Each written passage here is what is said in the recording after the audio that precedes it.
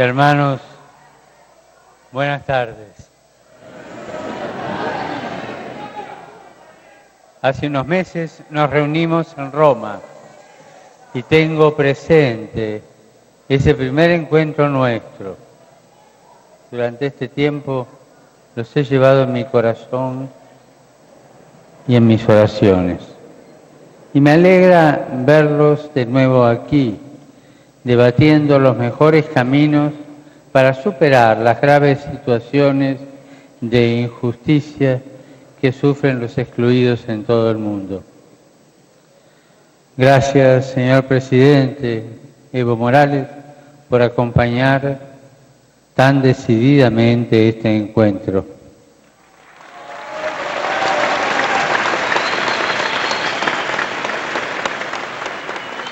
Aquella vez en Roma sentí algo muy lindo: fraternidad, garra, entrega, sed de justicia. Hoy en Santa Cruz de la Sierra vuelvo a sentir lo mismo. Gracias por eso. También he sabido por medio del Pontificio Consejo Justicia y Paz que preside el cardenal Turson que son muchos en la Iglesia los que se sienten más cercanos a los movimientos populares. Me alegra tanto ver la Iglesia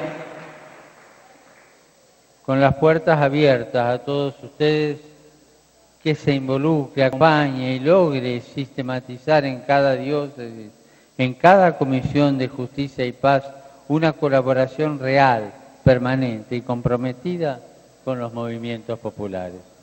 Invito a todos, obispos, sacerdotes y laicos, junto a las organizaciones sociales de las periferias urbanas y rurales, a profundizar este encuentro. Dios permite que hoy nos veamos otra vez. La Biblia nos recuerda que Dios escucha el clamor de su pueblo y quisiera yo también volver a unir mi voz a la de ustedes. Las famosas 3T: tierra, techo y trabajo para todos nuestros hermanos y hermanas.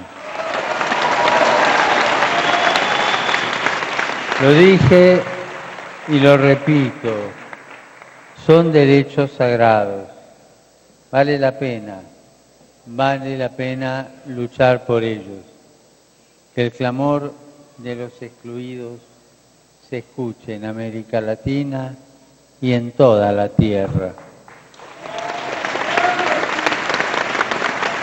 Primero de todo, empecemos reconociendo que necesitamos un cambio.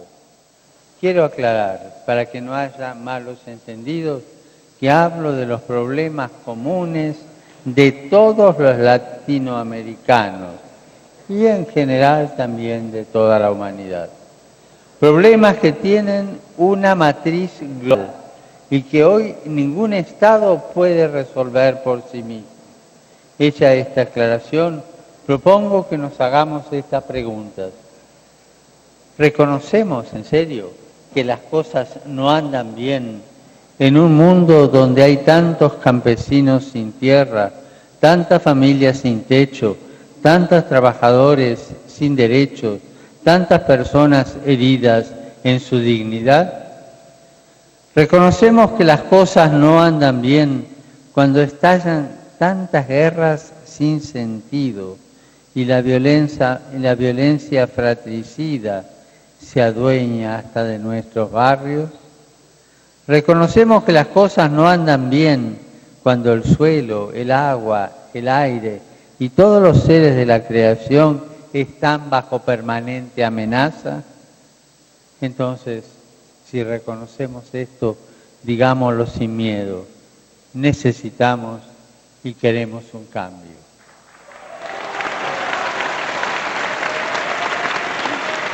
Ustedes, en sus cartas y en nuestros encuentros, me han relatado las múltiples exclusiones e injusticias que sufren en cada actividad laboral, en cada barrio, en cada territorio.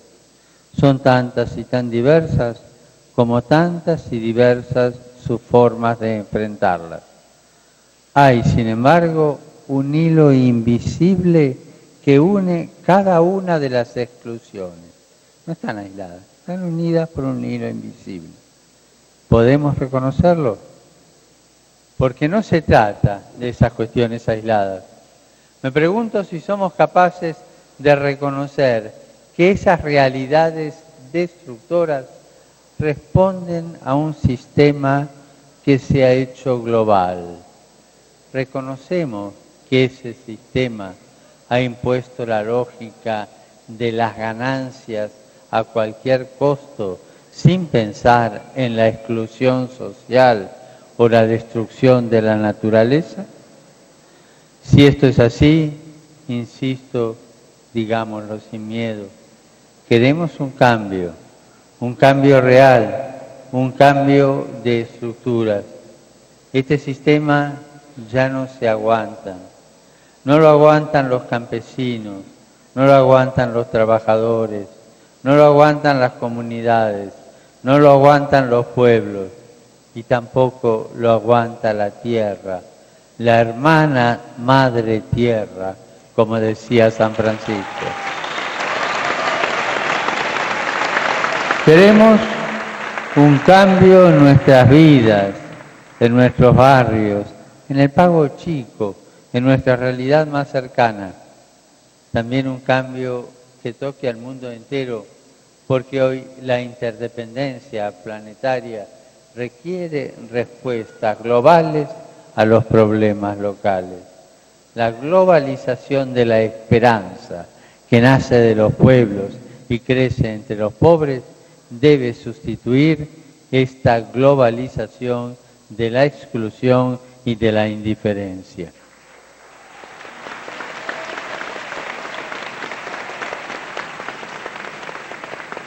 Quisiera hoy reflexionar con ustedes sobre el cambio que queremos y necesitamos.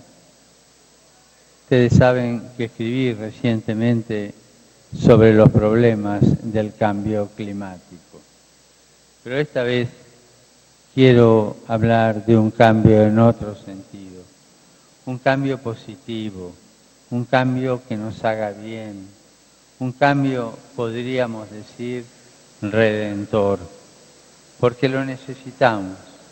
Sé que ustedes buscan un cambio, y no solo ustedes.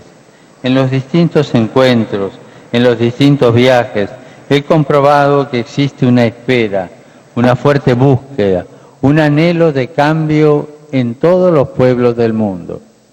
Incluso dentro de esa minoría cada vez más reducida que cree beneficiarse con este sistema, reina la insatisfacción y especialmente la tristeza. Muchos esperan un cambio que los libere de esa tristeza individualista que esclaviza.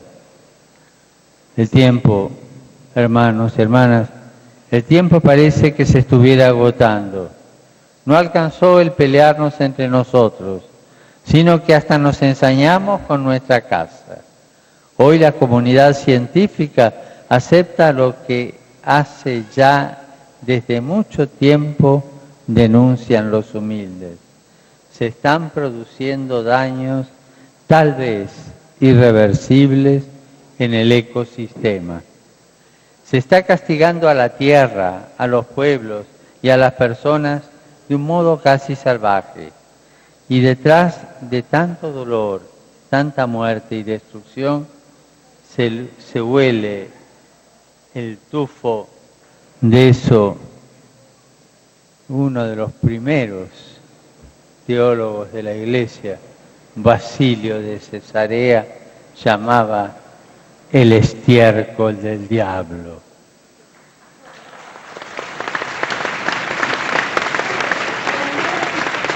La ambición desenfrenada de dinero que gobierna. Ese es el estiércol del diablo. El servicio para el bien común queda relegado.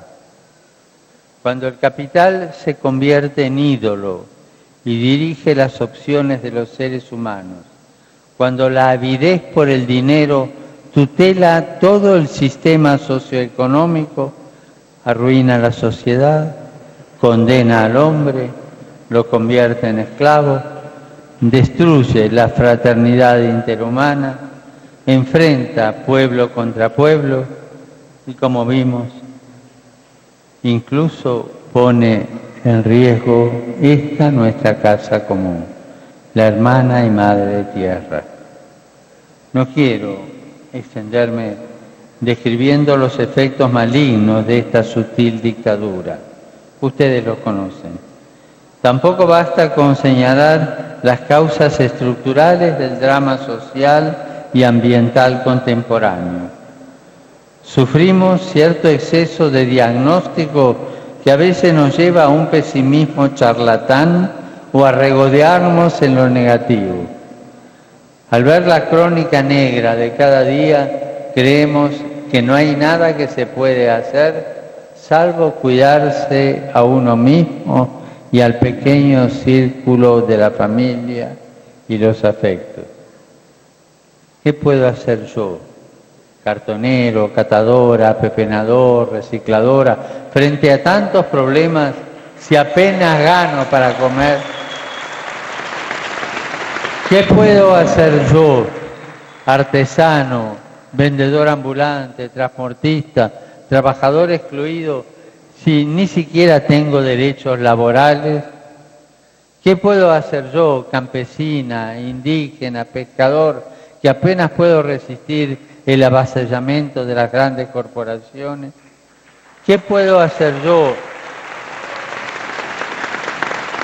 ¿Qué puedo hacer yo desde mi villa, mi chabola, mi población, mi rancherío, cuando soy diariamente discriminado y marginado?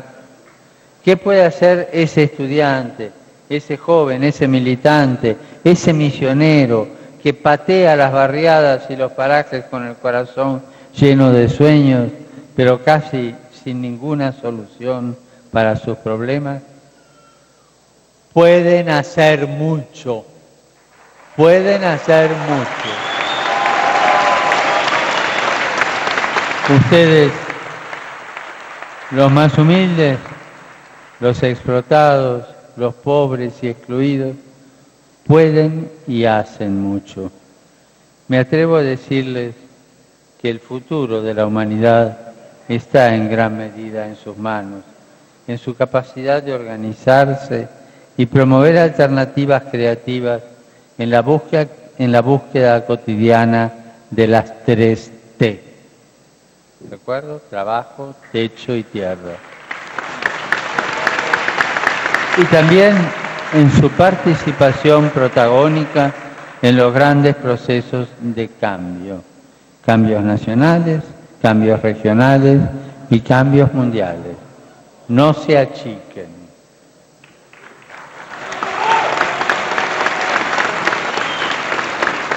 Segundo, ustedes son sembradores de cambio. Aquí en Bolivia he escuchado una frase que me gusta mucho: proceso de cambio. El cambio concebido no como algo que un día llegará porque se impuso tal o cual opción política o porque se instauró tal o cual estructura social.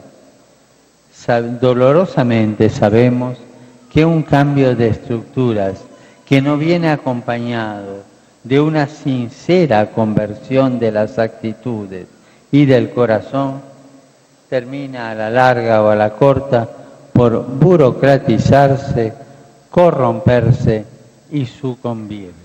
Hay que cambiar el corazón. Por eso me gusta tanto la imagen del proceso, los procesos. donde la pasión por sembrar, por regar serenamente los que otros verán florecer, reemplaza la ansiedad por ocupar todos los espacios de poder disponibles y ver resultados inmediatos. La opción es por generar procesos y no por ocupar espacios. Cada uno de nosotros no es más que parte de un todo complejo y diverso interactuando en el tiempo. Pueblos que luchan por una significación, por un destino, por vivir con dignidad, por vivir bien, dignamente, en ese sentido.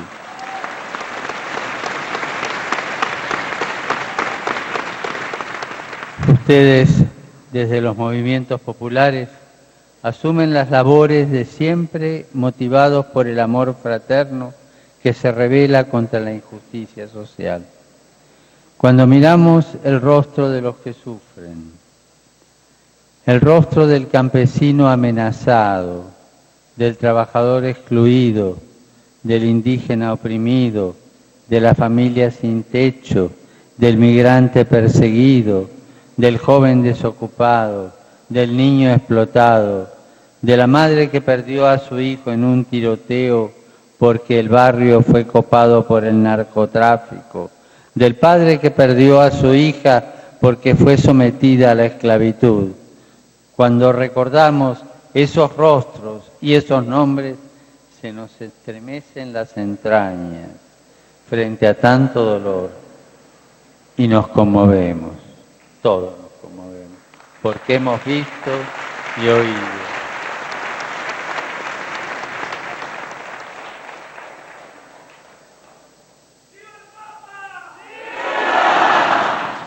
Porque hemos visto y oído, no la fría estadística, sino las heridas de la humanidad doliente, nuestras heridas, nuestra carne. Eso es muy distinto a la teorización abstracta o a la indignación elegante. Eso nos conmueve, nos mueve y buscamos al otro para movernos juntos. Esa emoción hecha acción comunitaria no se comprende únicamente con la razón. Tiene un plus de sentido que solo los pueblos entienden y que da su mística particular a los verdaderos movimientos populares. Ustedes viven cada día empapados en el nudo de la tormenta humana. Me han hablado de sus causas, me han hecho parte de sus luchas, ya desde Buenos Aires, y yo se los agradezco. Ustedes, queridos hermanos, trabajan muchas veces en lo pequeño, en lo cercano, en la realidad injusta que se les impuso y a la que no se resignan, oponiendo una resistencia activa al sistema idolátrico que excluye, degrada y mata. Los he visto trabajar incansablemente por la tierra y la agricultura campesina, por sus territorios y comunidades, por la dignificación de la economía popular, por la integración urbana de sus villas y asentamientos, por la autoconstrucción de viviendas y el desarrollo de infraestructura barrial, y en tantas actividades comunitarias que tienden a la reafirmación de algo tan elemental e innegablemente necesario como el derecho a las 3 T: tierra, techo y trabajo.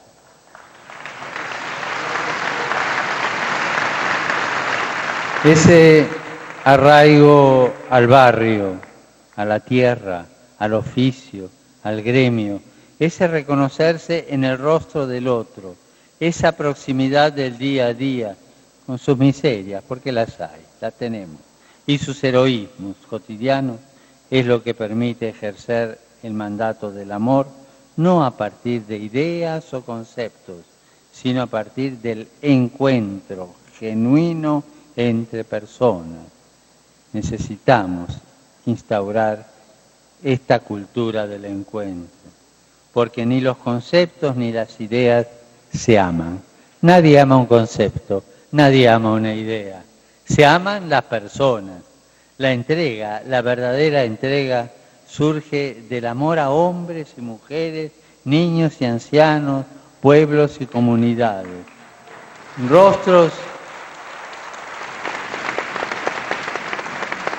Rostros y nombres que llenan el corazón. De esas semillas de esperanza sembradas pacientemente en las periferias olvidadas del planeta, de esos brotes de ternura que lucha por subsistir en la oscuridad de la exclusión, crecerán árboles, árboles grandes, surgirán bosques tupidos de esperanza para oxigenar este mundo.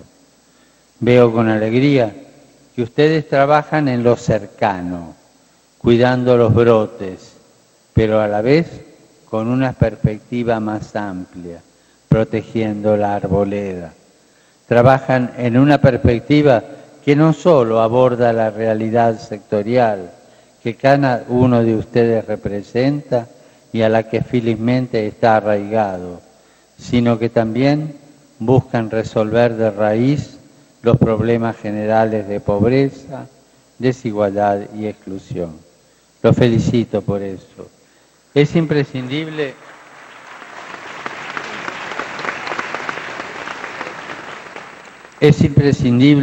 que junto a la reivindicación de sus legítimos derechos, los pueblos y organizaciones sociales construyan una alternativa humana a la globalización excluyente. Ustedes son sembradores del cambio. Que Dios les dé coraje, les dé alegría, les dé perseverancia y pasión para seguir sembrando. Tengan la certeza que tarde o temprano vamos a ver los frutos. A los dirigentes les pido, sean creativos, nunca pierdan el arraigo a lo cercano, porque el padre de la mentira sabe usurpar palabras nobles, promover modas intelectuales y adoptar poses ideológicas. Pero si ustedes construyen sobre bases sólidas, sobre las necesidades reales y la experiencia viva de sus hermanos, de los campesinos e indígenas, de los trabajadores y excluidos y las familias marginadas, seguramente no se van a equivocar.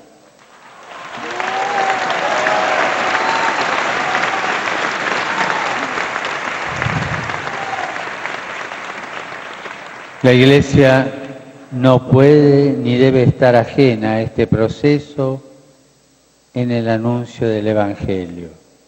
Muchos sacerdotes y agentes pastorales cumplen una enorme tarea acompañando y promoviendo a los excluidos de todo el mundo, junto a cooperativas, impulsando emprendimientos, construyendo viviendas, trabajando abnegadamente en los campos de salud, el deporte y la educación. Estoy convencido que la colaboración respetuosa con los movimientos populares puede potenciar estos esfuerzos y fortalecer los procesos de cambio. Y tengamos siempre presente en el corazón a la Virgen María, una humilde muchacha de un pequeño pueblo perdido en la periferia de un gran imperio, una madre sin techo que supo transformar una cueva de animales en la casa de Jesús con unos pañales y una montaña de ternura. María es signo de esperanza para los pueblos que sufren dolores de parto hasta que brote la justicia. Yo rezo a la Virgen tan venerada por el pueblo boliviano,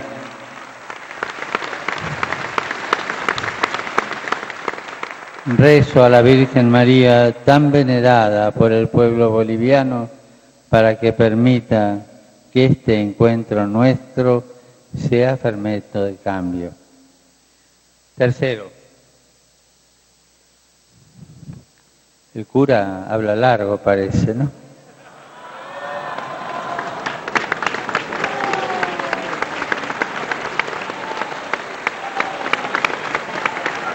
Por último, quisiera que pensemos juntos algunas tareas importantes para este momento histórico, porque queremos un cambio positivo para el bien de todos nuestros hermanos y hermanas, eso lo sabemos. Queremos un cambio que se enriquezca con el trabajo mancomunado de los gobiernos, los movimientos populares y otras fuerzas sociales. Eso también lo sabemos. Pero no es tan fácil definir el contenido del cambio. Podría decirse, el programa social que refleje este proyecto de fraternidad y justicia que esperamos no es fácil de definirlo. En este sentido, no esperen de este Papa una receta. Ni el Papa ni la Iglesia tienen el monopolio de la interpretación de la realidad social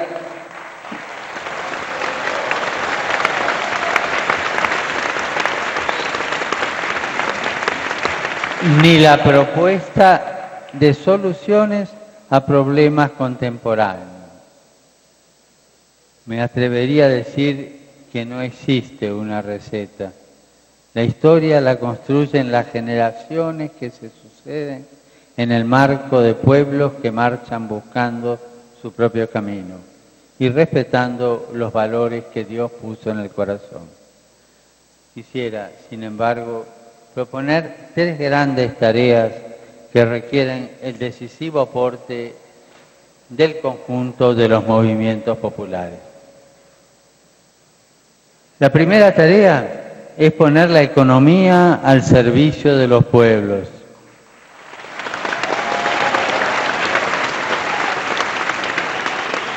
Los seres humanos y la naturaleza no deben estar al servicio del dinero. Digamos no a una economía de exclusión e inequidad donde el dinero reina en lugar de servir. Esa economía mata, esa economía excluye, esa economía destruye la madre tierra.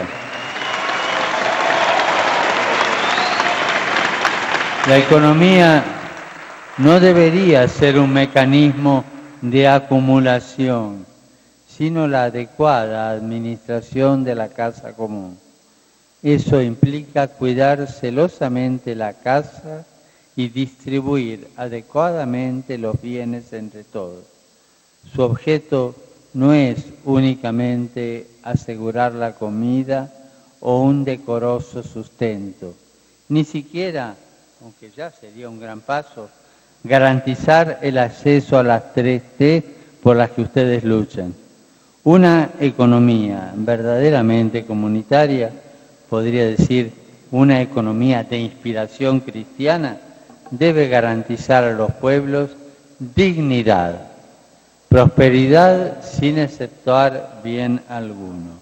Esta última frase la dijo el Papa Juan XXIII hace 50 años.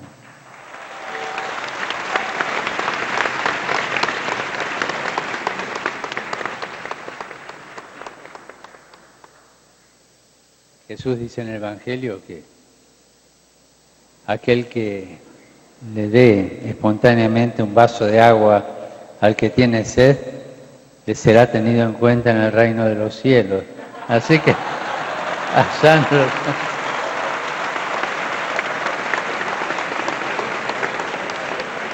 Esto implica las 3T, pero también acceso a la educación, la salud, la innovación, las manifestaciones artísticas y culturales, la comunicación el deporte y la recreación.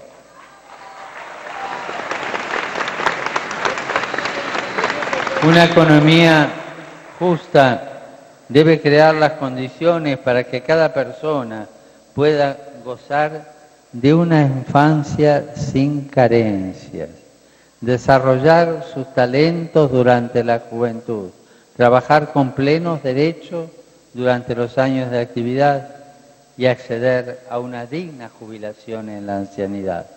Es una economía donde el ser humano, en armonía con la naturaleza, estructura todo el sistema de producción y distribución para que las capacidades y las necesidades de cada uno encuentren un cauce adecuado en el ser social. Ustedes y también otros pueblos resumen este anhelo de una manera simple y bella.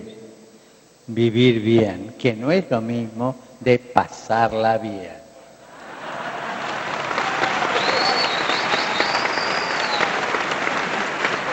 Esta economía no es solo deseable y necesaria, sino también es posible. No es una utopía ni una fantasía. Es una perspectiva extremadamente realista. Podemos lograrlo. Los recursos disponibles en el mundo, fruto del trabajo intergeneracional de los pueblos y los dones de la creación, son más que suficientes para el desarrollo integral de todos los hombres y de todo el hombre. El problema, en cambio, es otro. Existe un sistema con otros objetivos, un sistema que además de acelerar irresponsablemente los ritmos de la producción, además de implementar métodos en la industria y la agricultura que dañan a la madre tierra en aras de la productividad, sigue negándoles a miles de millones de hermanos los más elementales derechos económicos, sociales y culturales. Ese sistema atenta contra el proyecto de Jesús, contra la buena noticia que trajo Jesús. La distribución justa de los frutos de la tierra y el trabajo humano no es mera filantropía, es un deber moral. Para los cristianos, la carga es aún más fuerte, es un mandamiento. Se trata de devolverles a los pobres y a los pueblos lo que les pertenece.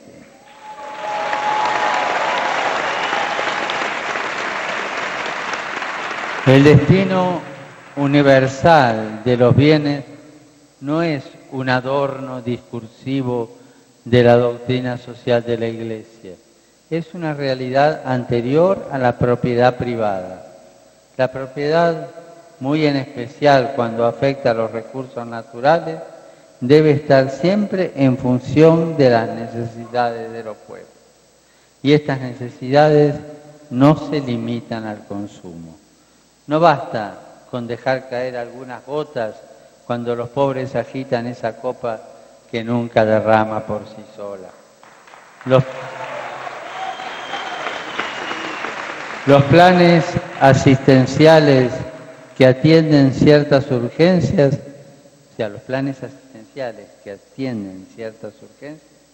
solo deberían pensarse como respuestas pasajeras, coyunturales. Nunca podrían sustituir la verdadera inclusión, esa que da el trabajo digno, libre, creativo, participativo y solidario.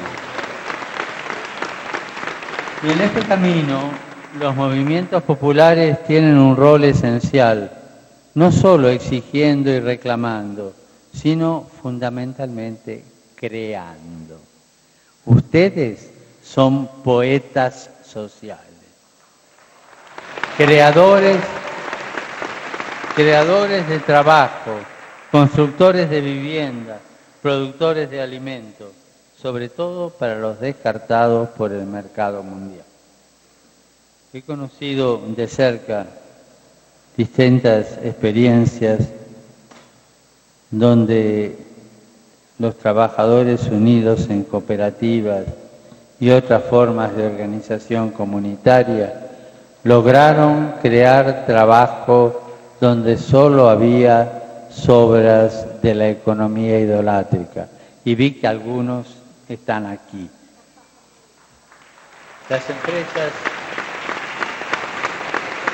Las empresas recuperadas, las ferias francas y las cooperativas de cartoneros son ejemplos de esa economía popular que surge de la exclusión y de a poquito, con esfuerzo y paciencia, adopta formas solidarias que la dignifican.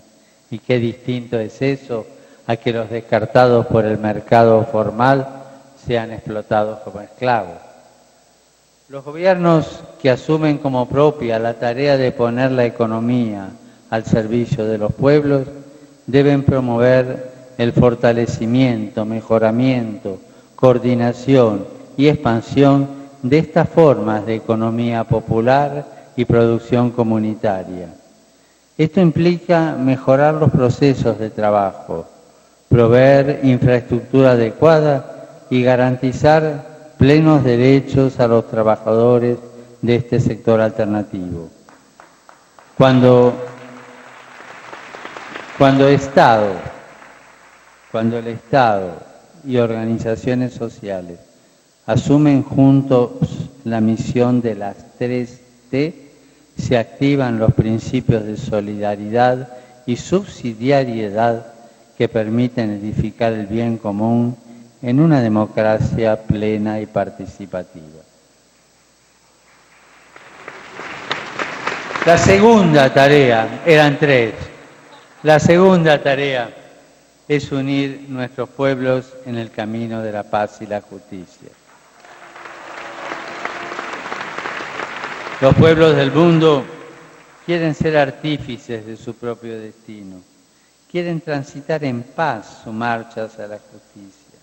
No quieren tutelajes ni injerencias donde el más fuerte subordina al más débil.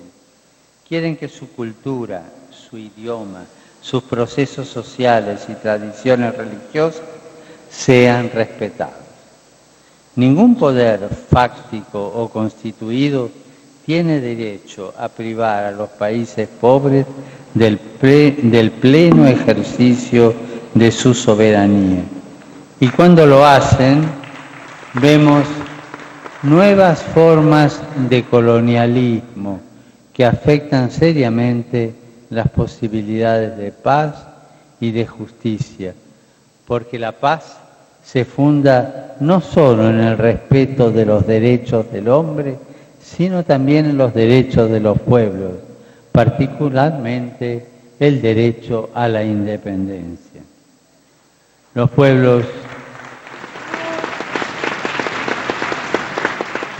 de Latinoamérica parieron dolorosamente su independencia política y desde entonces llevan casi 2 siglos de una historia dramática y llena de contradicciones, intentando conquistar una independencia plena. En estos últimos años, después de tantos desencuentros, muchos países latinoamericanos han visto crecer la fraternidad entre sus pueblos.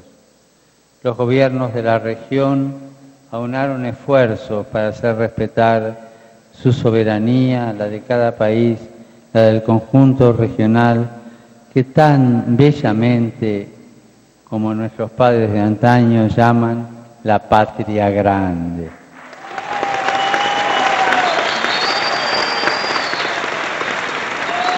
Le pido a ustedes, hermanos y hermanas de los movimientos populares, que cuiden y acrecienten esta unidad. Mantener la unidad frente a todo intento de división es necesario para que la región crezca en paz y justicia.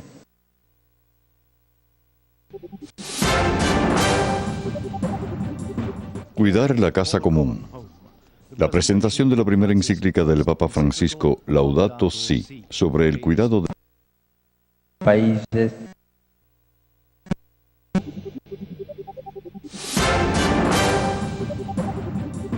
Cuidar la casa común. La presentación de la primera Veces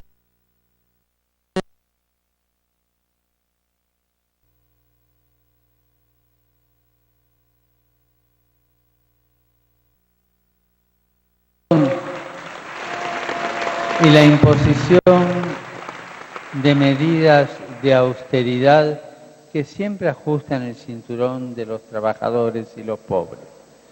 Los obispos latinoamericanos lo denunciamos con total claridad en el documento de Aparecida, cuando se afirma que las instituciones financieras, estoy citando, las instituciones financieras y las empresas transnacionales se fortalecen al punto de subordinar las economías locales, sobre todo debilitando a los estados que aparecen cada vez más impotentes para llevar adelante proyectos de desarrollo al servicio de sus poblaciones. Hasta aquí la cita. En otras ocasiones, bajo el noble ropaje de la lucha contra la corrupción, el narcotráfico o el terrorismo, graves males de nuestros tiempos que requieren una acción internacional coordinada, vemos que se impone a los estados medidas que poco tienen que ver con la resolución de esas problemáticas y muchas veces empeora las cosas. Del mismo modo, la concentración monopólica de los bienes de comunicación, de los medios de comunicación social, que pretende imponer pautas alienantes de consumo y cierta uniformidad cultural, es otra de las formas que adopta el nuevo colonialismo. Es el colonialismo ideológico. Como dicen los obispos de África, muchas veces se pretende convertir, estoy citando, los países pobres en piezas de un mecanismo y de un engranaje gigantesco. Hay que reconocer que ninguno de los graves problemas de la humanidad se puede resolver sin interacción entre los estados y los pueblos a nivel internacional. Todo acto de envergadura realizado en una parte del planeta repercute en todo en términos económicos, ecológicos, sociales y culturales. Hasta el crimen y la violencia se han globalizado. Por ello, ningún gobierno puede actuar al margen de una responsabilidad común.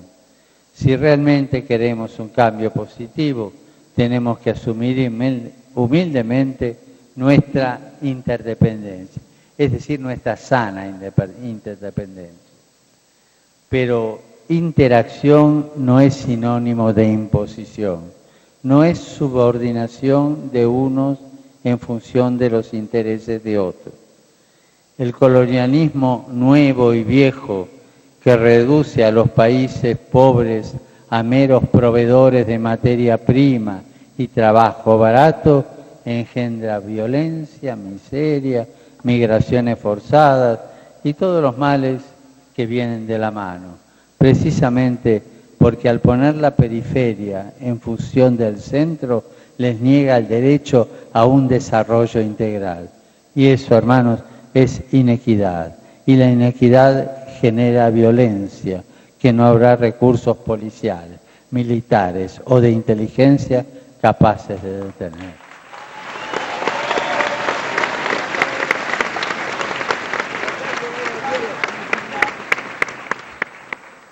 Digamos no, entonces, a las viejas y nuevas formas de colonialismo. Digamos sí al encuentro entre pueblos y culturas, felices los que trabajan por la paz. Y aquí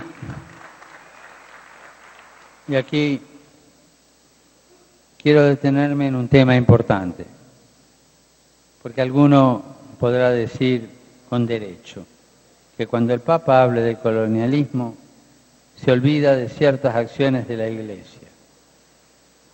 Les digo con pesar, se han cometido muchos y graves pecados contra los pueblos originarios de América en nombre de Dios.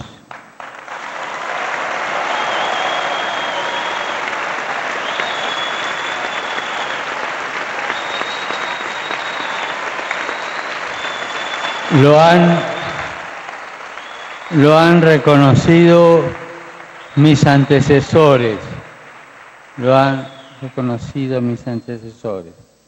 Lo ha dicho el CELAM, el Consejo Episcopal Latinoamericano. Y también yo quiero decirlo. Al igual que mi predecesor, San Juan Pablo II, pido que la Iglesia, y cito lo que dijo él, se postre ante Dios e implore perdón por los pecados pasados y presentes de sus hijos.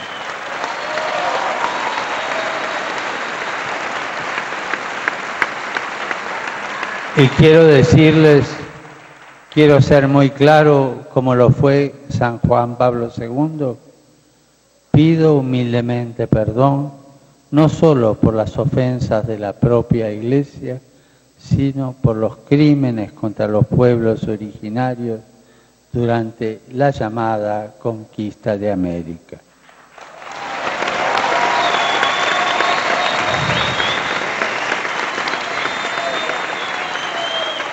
Y junto a este pedido de perdón, y para ser justos, también quiero que recordemos a millares de sacerdotes, obispos, que se opusieron fuertemente a la lógica de la espada con la fuerza de la cruz.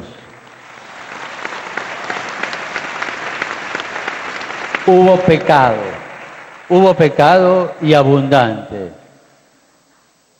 pero no pedimos perdón y por eso pedimos perdón y pido perdón. Pero allí también donde hubo pecado, donde hubo abundante pecado, sobreabundó la gracia a través de esos hombres que defendieron la justicia de los pueblos originarios. Les pido también que recuerden a todos, creyentes y no creyentes, que se acuerden de tantos obispos, sacerdotes y laicos que predicaron y predican y siguen predicando la buena noticia de Jesús con coraje y mansedumbre, respeto y en paz. Dije obispos, sacerdotes y laicos. No me quiero olvidar de las monjitas que anónimamente patean nuestros barrios pobres, llevando un mensaje de paz y de unidad. Que en su paso por esta vida dejaron conmovedoras obras de promoción humana, obras de amor, muchas veces junto a los pueblos indígenas o acompañando a los propios movimientos populares, incluso hasta el martirio.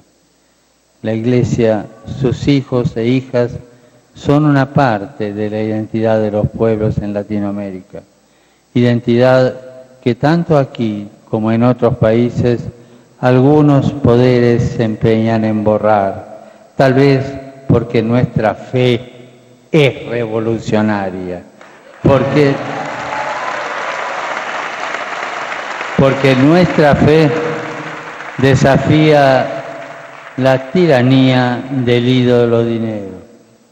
Hoy vemos con espanto cómo en Medio Oriente y otros lugares del mundo se persigue, se tortura, se asesina a muchos hermanos nuestros por su fe en Jesús. Eso también debemos denunciarlo. Dentro de esta tercera guerra mundial en cuotas que estamos viviendo, hay una especie, fuerzo la palabra, una especie de genocidio en marcha que debe cesar.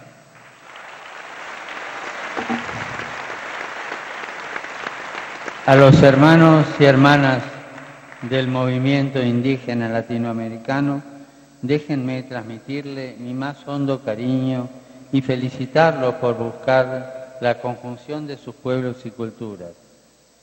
eso, conjunción de pueblos y culturas, eso que a mí me gusta llamar poliedro, una forma de convivencia donde las partes conservan su identidad, construyendo juntas la unidad, la pluralidad, que no atenta, sino que fortalece la unidad.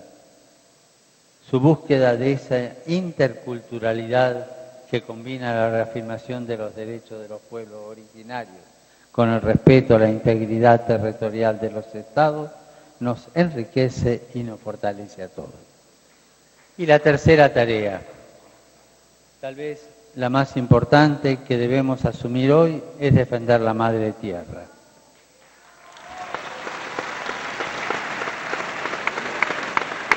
La casa común de todos nosotros está siendo saqueada, devastada, vejada impunemente. La cobardía en su defensa es un pecado grave. Vemos con decepción creciente cómo se suceden una tras otra las cumbres internacionales sin ningún resultado importante. Existe un claro, definitivo e impostergable imperativo ético de actuar que no se está cumpliendo.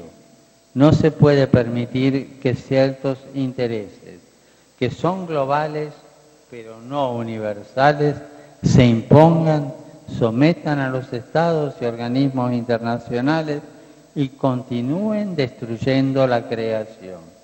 Los pueblos y sus movimientos están llamados a clamar, a movilizarse, a exigir pacífica pero tenazmente la adopción urgente de medidas apropiadas. Yo les pido, en nombre de Dios, que defiendan a la Madre Tierra.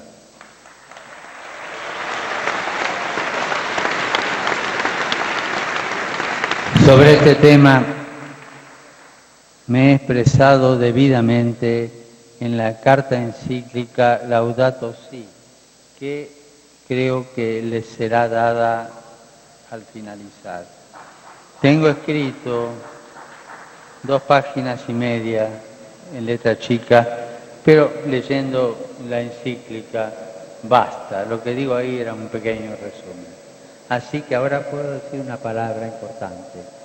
Para finalizar, quisiera decirles nuevamente, el futuro de la humanidad no está únicamente en manos de los grandes dirigentes, las grandes potencias y las élites.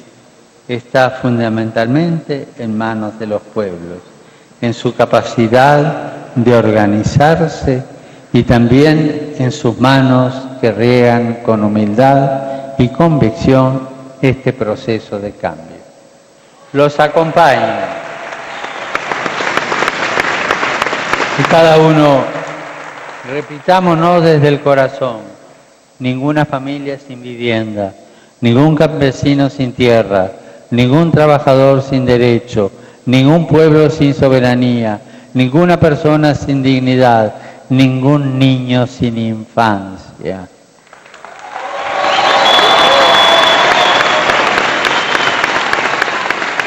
Ningún joven sin posibilidades, ningún anciano sin una venerable vejez. Sigan con su lucha y por favor cuiden mucho a la Madre Tierra. Créanme, y soy sincero, de corazón le digo, rezo por ustedes, rezo con ustedes y quiero pedirle a nuestro Padre Dios que los acompañe y los bendiga, que los colme de su amor y los defienda en el camino, dándoles abundantemente esa fuerza que nos mantiene en pie. Esa fuerza es la esperanza. Y una cosa importante, la esperanza no defrauda. Y por favor, les pido que recen por mí. Y si alguno de ustedes